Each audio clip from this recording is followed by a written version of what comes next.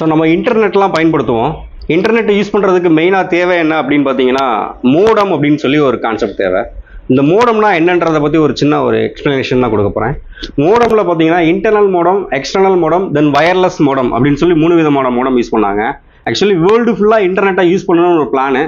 அந்த வேர்ல்டு ஃபுல்லாக internet connection வர்றதுக்கு முன்னாடியே லிங்க்ல இருந்தது, டெலிஃபோன் லைன் தான் நிறைய லிங்க்ல இருந்தது. அப்படி இருக்கிறப்ப பார்த்தீங்கன்னா இந்த டெலிஃபோன் லைன் கூட இன்டர்நெட்காரங்க கம்ப்ளைண்ட் பண்ணி 2 பேரும் சேர்த்து டவர் மூலமா வே ஆஃப் சிக்னலா ஒரு வீட்டுக்கு சிஸ்டத்தை கொண்டு வர்றாங்க. அப்படி கொண்டு வர்றப்ப பாத்தீங்கன்னா டெலிஃபோன் லைன்ல இருந்து வரக்கூடிய சிக்னல் அனலாக் சிக்னலா இருந்தது, சிஸ்டமுக்கு தேவையான சிக்னல் டிஜிட்டல் சிக்னலா இருந்தது. ஸோ டெலிஃபோன் லைன்ல இருந்து வரது அனலாக் சிக்னல் வருது, ஆனா கம்ப்யூட்டருக்கு தேவையானது டிஜிட்டல் சிக்னல். இந்த அனலாக் சிக்னலை டிஜிட்டல் சிக்னலா கன்வெர்ட் பண்றதுக்கு தான் மோடம் பயன்படுத்தினாங்க. ஃபர்ஸ்ட் மோடம் பாத்தீங்கன்னா சிபியூக்குள்ள கார்டு மாதிரி மாட்டி லேண்ட்லைன் மூலமா கேபிள் மாட்டி யூஸ் பண்ணாங்க. அதை இன்டர்னல் மோடம் அப்படின்னு சொல்லுவோம். அப்படி யூஸ் பண்றப்ப என்ன ஆயிடுச்சுன்னா இடி மின்னல் தாக்குறப்போ நிறைய ஃபால்ட் வந்தது.